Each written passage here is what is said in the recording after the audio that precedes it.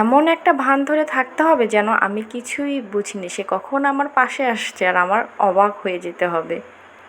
এটা তো গেল আমাদের মা ছেলের ব্যাপার, কিন্তু আমাদের জীবনে এমন কিছু মানুষ আছে যে আমাদের সঙ্গে এমন সুন্দর করে মিশবে, আমাদের এমন করে আশেপাশে ঘুরঘুর করবে যেন সে আমাদের কতই না শুভাকাঙ্ক্ষী, কিন্তু সব থেকে বড় বাসটা সে দেওয়ার জন্য যে প্রস্তুত হয়ে আছে, শুধু প্রস্তুত না, হাতে নিয়ে বসে আছে। আজ আমি একজন নারী হয়ে নারীকে ভীষণ বড্ড ভয় পাই, কারণ একজন নারীর কারণে একটা নারীর সংসার ভাঙে।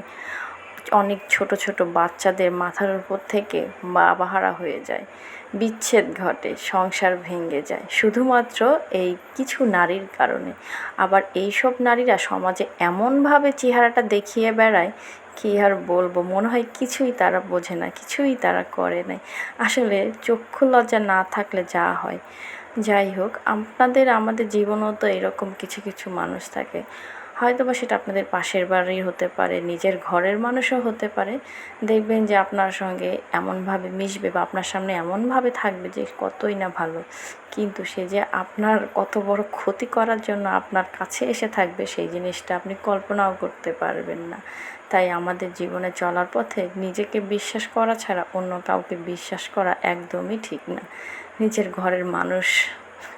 ঘরের মানুষ আছে কিছু কিছু যাদেরকে হয়তো বা বিশ্বাস করা যায়, কিন্তু সবাইকে বিশ্বাস করে যায় না। ঘরে থাকলেই যে সে আপনার আপন হবে তা কিন্তু না। তাই সাবধানে থাকবেন সবাই। আল্লাহ হাফেজ সবাইকে, বাই বাই।